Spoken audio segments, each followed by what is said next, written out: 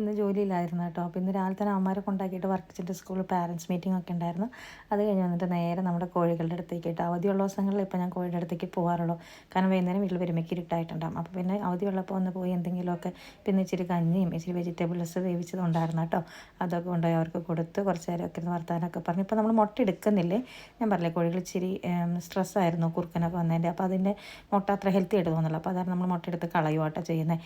അത് കഴിഞ്ഞിട്ട് പിന്നെ നേരെ വീട്ടിൽ പോയിട്ട് തോമാച്ചനെ സ്കൂളിൽ നിന്ന് എടുത്ത്, തോമാച്ചനാണെങ്കിൽ മുടി വെട്ടാറായിട്ടുണ്ടായിരുന്നു. അപ്പോൾ മുടിയൊക്കെ വെട്ടി വർക്കച്ചൻ എത്താണ് മുടി വെട്ടണില്ല, ലോങ് ഹെയർ ആക്കാൻ പാടെന്ന് പറഞ്ഞത്. തോമാച്ചൻ്റെ നാണം വരുന്നുണ്ട് കേട്ടോ ഞാൻ വീഡിയോ പിടിച്ച് കഴിഞ്ഞപ്പോൾ.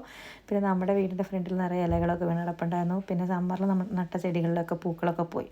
അപ്പോൾ ഒന്ന് രണ്ട് ചട്ടിയിൽ നമുക്ക് കുറച്ച് ചെടികളൊക്കെ വെക്കാമെന്നും പറഞ്ഞിട്ട് ഞങ്ങളതേ നല്ല ചെടികളൊക്കെ വാങ്ങിച്ച് കൊണ്ട് എന്തൊക്കെ ചട്ടിയിൽ നട്ട് കേട്ടോ. ഇത് സൈക്ലാമൻ എന്ന് പറഞ്ഞിട്ടുള്ള ഫ്ലവറിങ് പ്ലാന്റ് ആണ്. അത് വിൻ്ററിലും പൂക്കളുണ്ടായി നിൽക്കുന്നത്. അപ്പോൾ അതിനെ ഒന്ന് രണ്ട് ചട്ടിയിലൊക്കെ വാങ്ങിച്ച് വെച്ചു. നല്ല ഭംഗിയുള്ള പൂക്കളാണ് കേട്ടോ ഇത്.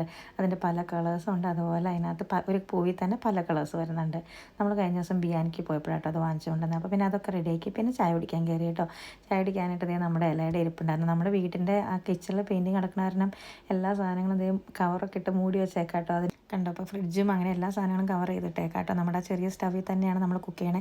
കഴിഞ്ഞ ദിവസങ്ങളിൽ ആൾക്കാർ ചോദിച്ചായിരുന്നു ആ സ്റ്റൗവാണ് എപ്പോഴും ഇവിടെ ഉപയോഗിക്കുന്നത്. നമ്മുടെ അടുക്കള റെഡി ആവാത്തതുകൊണ്ടാട്ടോ, തൽക്കാലത്തേക്കുള്ള സെറ്റപ്പ് ആയതുകൊണ്ടാണ് നമ്മുടെ അടുക്കളയിലെ പെയിൻറ്റിങ് കാര്യങ്ങളൊക്കെ നടക്കണുള്ളൂ. ബാക്കി വാഷിംഗ് മെഷീനും ഡ്രയറൊക്കെ സെറ്റായി കേട്ടോ.